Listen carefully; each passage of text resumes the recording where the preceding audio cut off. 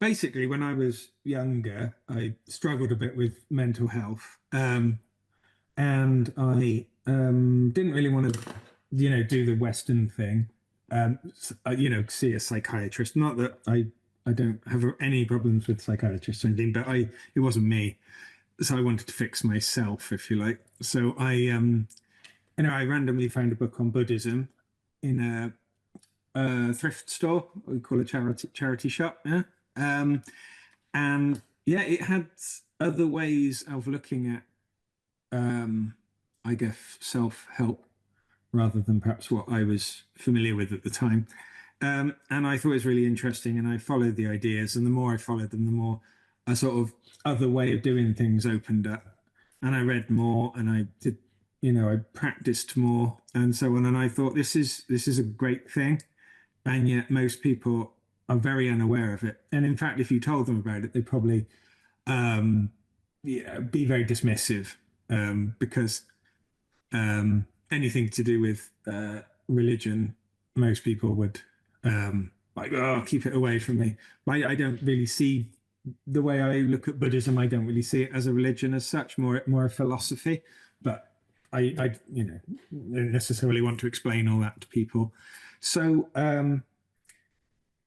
I wanted to start a little group, um, where I could share this information with the things I'd learned, but I'm not really a group person either. So, and then there was COVID as well. So I went to work for the Samaritans for what? Are you familiar with Samaritans? No, it's a charity. It's in the UK and a few other countries, I think, and it's best known. It helps anybody with a problem, anyone who's suffering from anxiety or stress, or even feeling suicidal, or that they can call a free phone number, and a trained person at the other end will talk to you. There's no charge, and it's completely anonymous. And it's a really good thing. It helps a lot of people. And I volunteered with them for a couple of years on the phones. Um, it's quite difficult work, as you can imagine, but part of the Samaritan thing is we don't give advice. So I could never share any of this stuff with the people I spoke to. They were having all kinds of problems, including wanting to take their own lives and things. And I couldn't share any of these ideas because it's against the policy. So I thought, what if I took the ideas and just made them into a simple, shareable format, that would hopefully immediately catch somebody's attention, and then if it sparks something, they can go off and find out a bit more, because most people aren't going to do all the reading and the research and all that sort of thing, unless they're maybe provoked into it, or they've got a good reason to start exploring. Um, so I designed these little, I guess, cartoon panels, you'd call them, whatever, the little drawings. So I always liked drawing cartoons from a young age. And yeah, and then I shared them on Instagram with the intent that they would be succinct, simple, and easy to share, and authentic, very authentic. Um, and yeah, they spread very, very quickly. Um, and so quickly that I ended up producing a little book, myself. Like, so I still got a few copies of down there.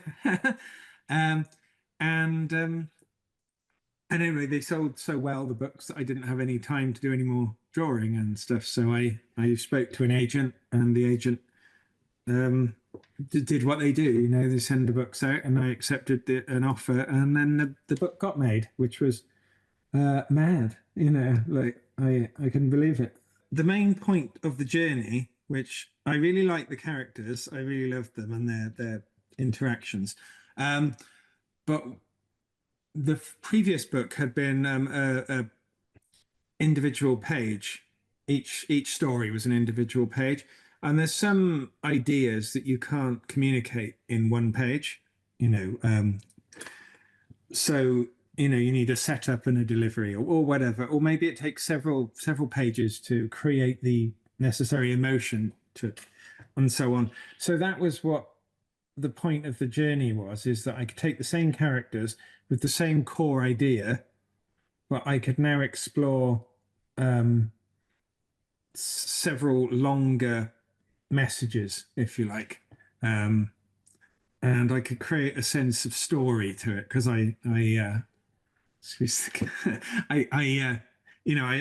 love a quest.